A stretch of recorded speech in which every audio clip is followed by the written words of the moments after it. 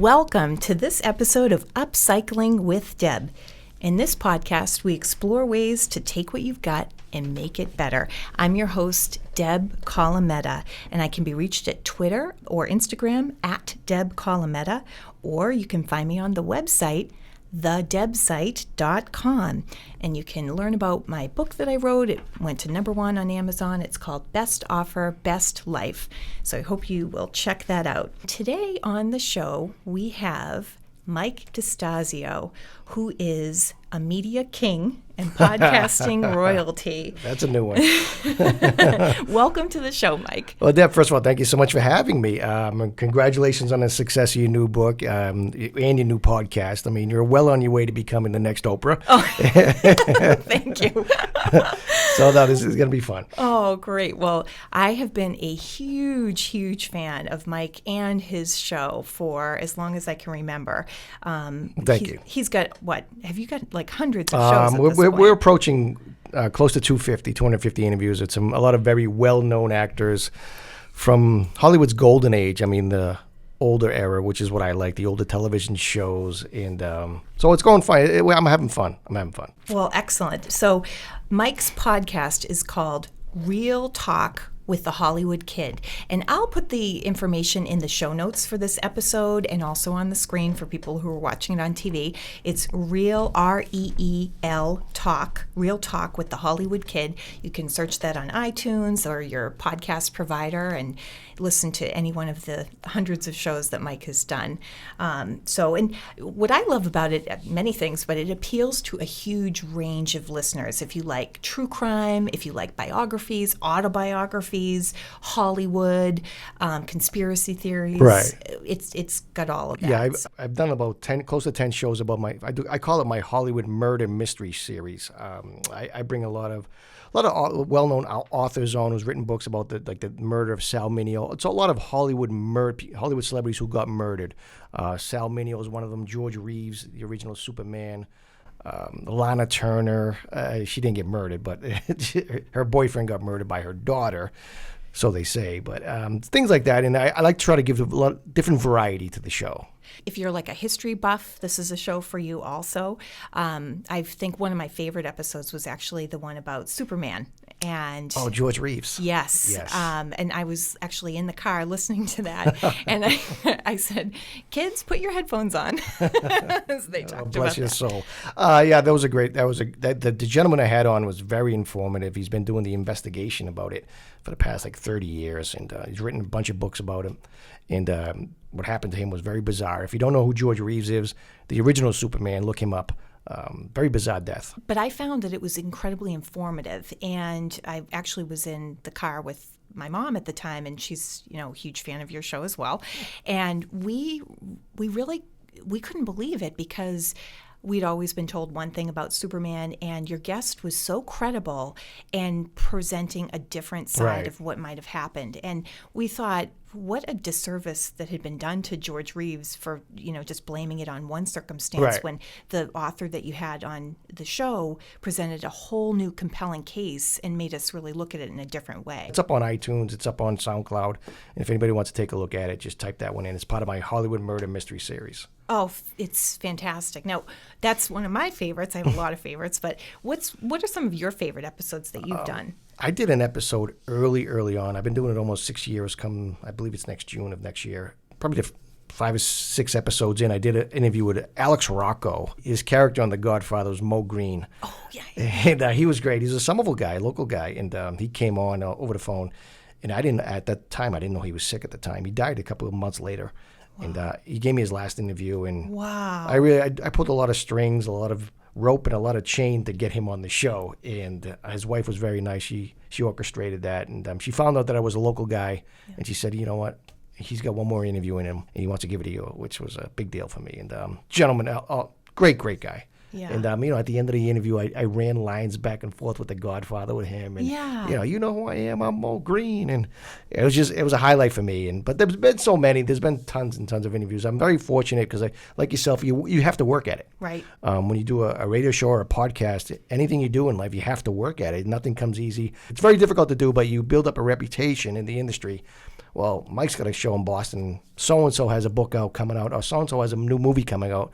Let me hook up with Mike. Right.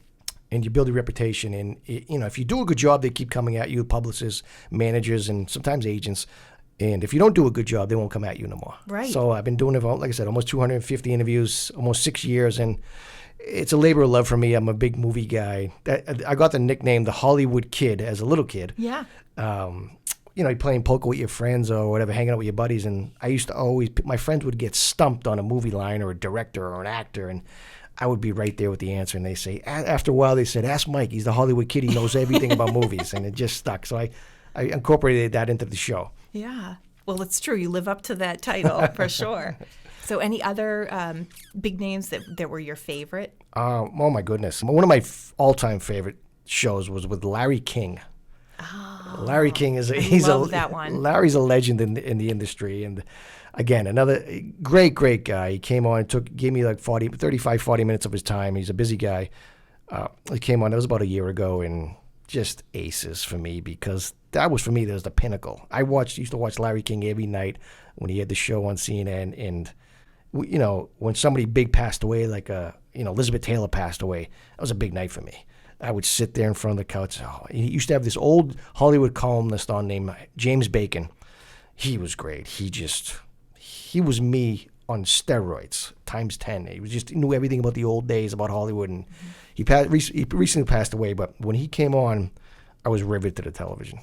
Right. Riveted. Larry King was great. Larry came on. That episode's up on SoundCloud as well. Well, I love that you can definitely see his influence on you in your interviews because you are both excellent storytellers and very skilled interviewers where you let the person talk. Right, and right. I've told you that before. Right, That's right. one of my favorite things is that you ask the question and then you step back and you let them tell their story. I give the people the analogy is they ask me questions about how do you interview, and when I ask a question, I'm like a boxing referee.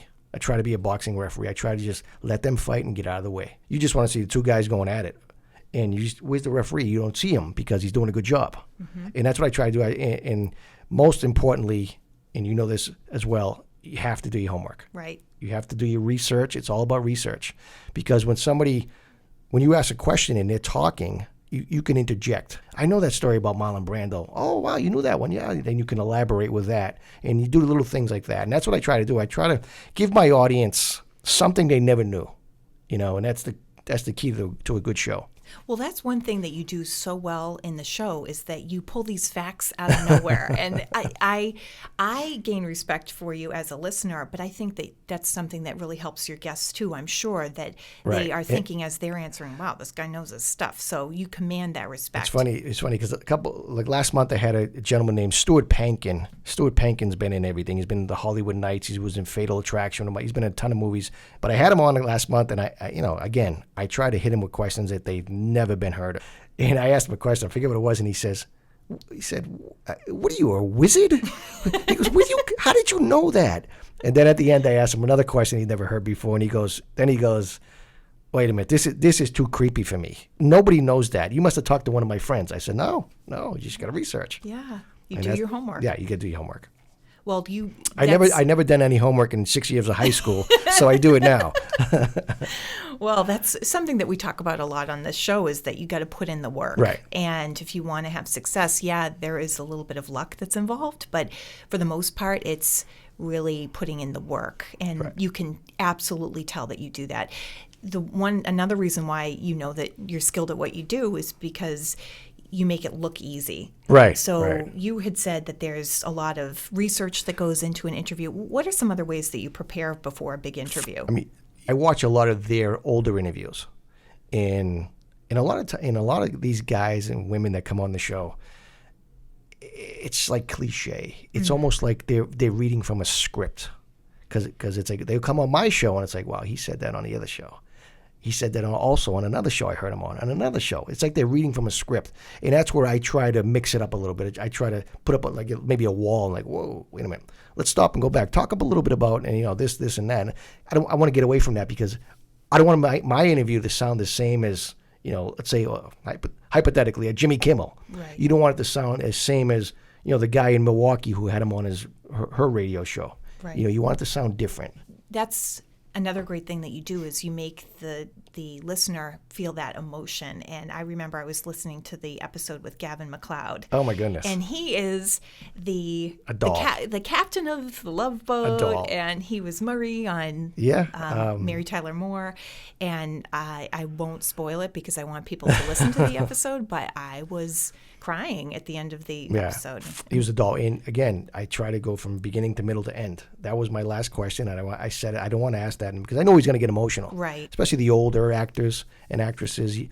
At the end, I try to give him something that's sentimental and, like you had such an amazing career. It's something you should be commended for. And you're giving so many memories to so many people and so many generations.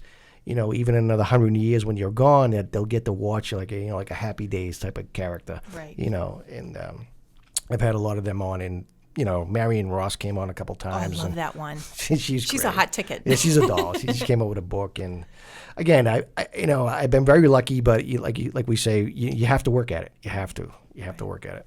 I love listening to the interviews, and so many of the people, I know who they are. And like you said, even if you don't know the name, you know what they've starred in or their behind-the-scenes roles.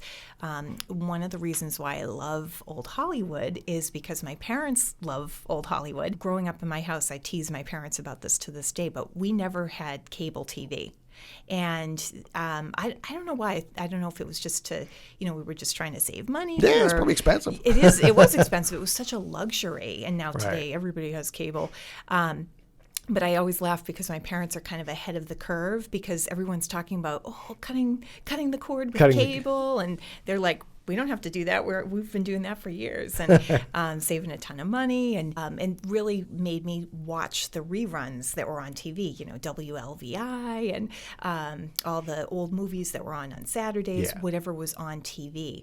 So that's what made me really love old Hollywood. And hearing your interviews brings me back to that. Families would go watch television in the living room with a wooden television that was weighed 3,000 pounds.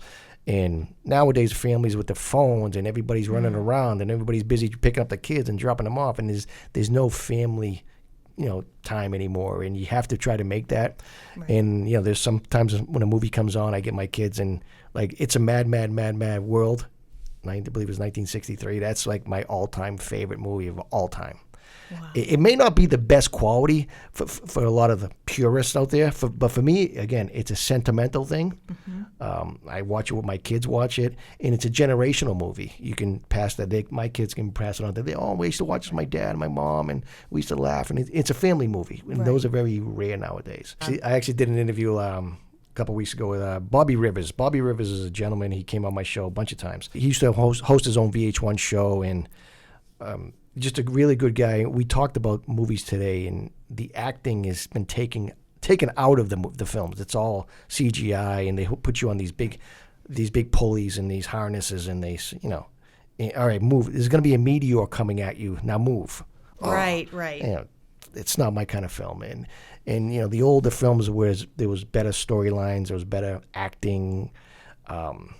The actors were stars. It stands up to time. Even my favorite show of all time is I Love Lucy, and I have a shrine to her in my house. I have I've heard about this famous shrine. The memorabilia and stuff from the actual set, and it's as relevant today. We crack up watching it because it's quality, and I feel like even the older movies, people kind of rip it off. Creativity in Hollywood is there's not really much to really get excited about. The Irishman just came out a couple weeks ago, and that's a great film.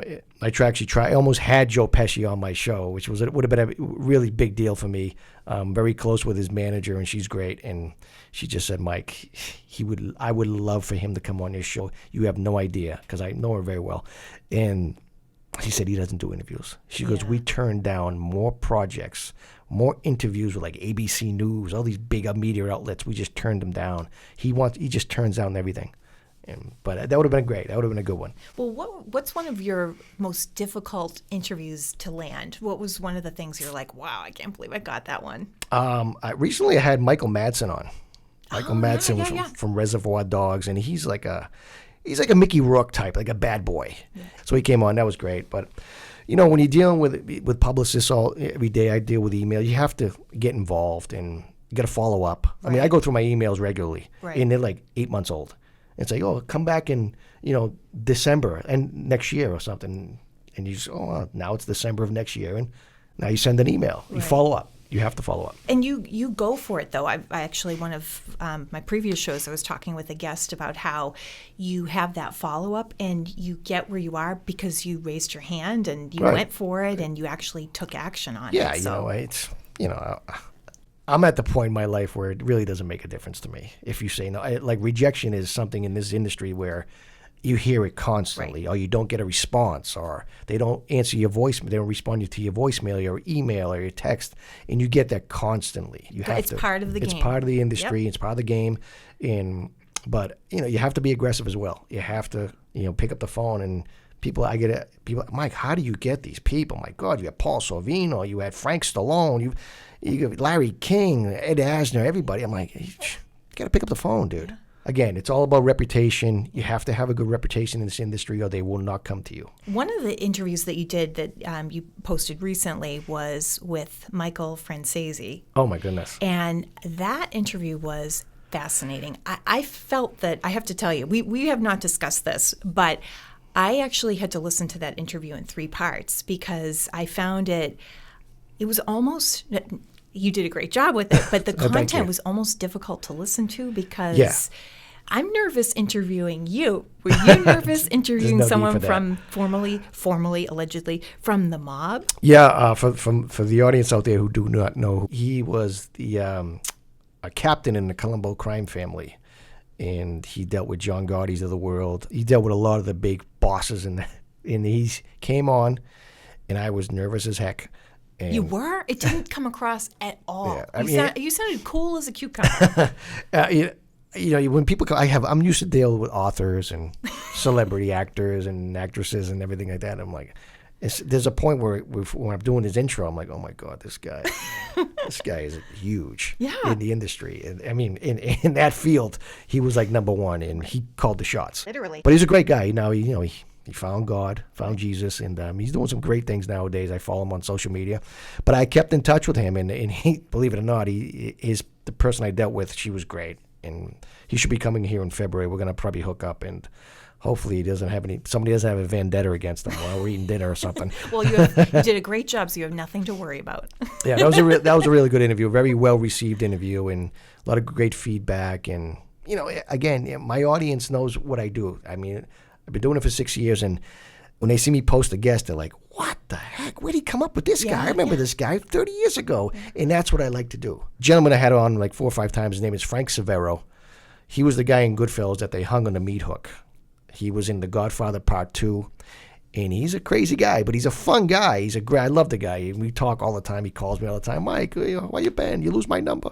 But he's had an incredible career, but he's a guy that hasn't been around in a while in terms of, at the theaters or in television shows. But he's semi-retired. But, when I brought him on the show, I brought him on like 4 or 5 times. But the initial time I brought him on, the reaction was like, wow, I remember him. Yeah. Oh, my God, where's he been? And it's a lot of what I do is try to tweak people's brains a little bit. Right. And they have the best stories. That's the thing. Right. Not only do they have good stories, but they have good stories about other people that they've worked with. Right. And that's a great point because I talk about all the time. I say, oh, Mike, why don't you get some of the younger generation of actors? It's like, well, I mean, I'm more than happy to put them on. But for me, for my show, what I do, I need some stories.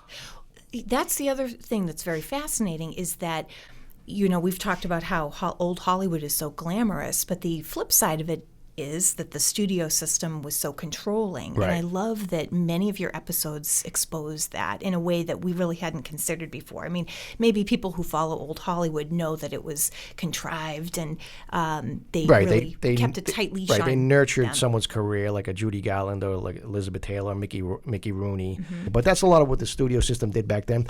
But to their credit, they cranked out some great products, some great movies, some great movies. Absolutely. And you get the behind-the-scenes scoop when listening to your show. I want to hear a story about Marlon Brando or, some other old-time actor. But that's what the beauty of the show is. Do you have anybody on the horizon that you're trying to get or that you want to get? Can you give us the scoop on who might be coming up?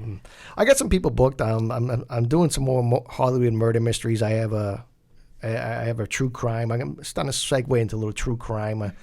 But it is difficult. We talked before off the air, but it is difficult to get book guests, especially when you do this show like this, what I do. And I try to have a celebrity every week. Well, I love it. And you have a great story. And how did you get into all this anyway? That's a funny story. It's funny you asked. I initially started doing the show with local actors. I had a couple local actors on. They were great to come on.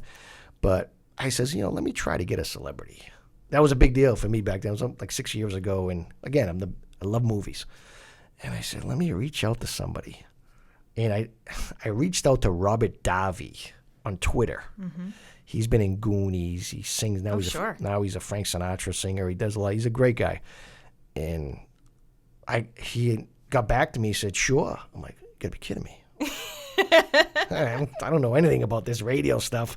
And so it's funny because the day of the show, the next day, I sent him a message. I said, hey, Robert, tomorrow night we got the show. And he wrote back, he goes, oh, sorry, Mike, I can't do it. I already promoted it. Ugh. I already promoted it on social media and everything. Oh, my first big celebrity guest. He said, I can't do it. I'm like, oh, dude. He said, can we reschedule? I go, yeah, I didn't even know I could. Yeah. I just said, yeah, absolutely. And I did it that morning, like 9 o'clock in the morning. And I'll always be indebted to him for doing that. I've been very lucky to it. There's a lot of luck involved. I've been dealing with the gentleman right now, Ted Dimitriadis at WNTN, AM 50. Show airs on AM 1550, WNTN. And that's a legendary. I've come to find out that's a very legendary place. Howard Stern started there. Mm-hmm. Vinnie Peruzzi used to play disco there back in the 80s and the 70s. And so I've been very, very lucky, and they've been very nice to me, and everybody's nice to me. And it's taught me so much. Well, it's full circle because I feel like I've learned so much from you, goodness. And you're like my podcasting mentor. So my God, God bless you. I really appreciate you. Well, you're doing great. You're doing great in your own right. You don't need anybody's help, baby. You're a pro. Look at you. You got everything laid out here. Oh, thank you. But that's the way to do it. You got your notes, you got your sheet, but that's the way to do it. That's right. We keep moving forward. You do, and you do it so well, and we enjoy the show. I've gotten so many friends and family that listen and subscribe, and I hope that people will subscribe to Reel Talk with the Hollywood Kid, Mike DiStasio. Bam! Yeah, that's great. And, yeah, so you can follow me. I'm on Twitter at Mike DiStasio. Like my Facebook page at Reel Talk with the Hollywood Kid. All my show updates are up there, and who's coming on next and who's coming on. It's a passion. I love it. I do have one axe to grind with you. I was home. It wasn't me. I was home sleeping. I talk to my parents just about every day, and ever since I introduced them to your show, I call them at night, and now most nights they say, you know what, we got to call you right back. We've got Mike DiStasio on. Oh, my God. When I hear stories like that, it warms my heart. Dude, I just looked on iTunes. People are listening to you. They should. I love it. Well, you can tell. Excellent. Well, thank you very much for being here today. Thank you for having me, Deb. You are well on your way to be. I'm going to be coming to you for advice very soon, and I mean that, and because you're very prepared, and it's one of those things you take away from me when you see people. And it's all about research and all about homework. Well, thank you very, very much. Right back at you. So, again, you can listen to Reel Talk with the Hollywood Kid with Mike DiStasio. And if you'd like more information about me or my book, you can go to www.thedebsite.com. Reach me on Instagram and Twitter at Deb Colameta. Thank you very much, Mike, for being here today. Thank you to Stoneham TV for hosting us. Tune in next time where you can learn more about how to upcycle your life. Okay, great. Thank you so much. That was fun.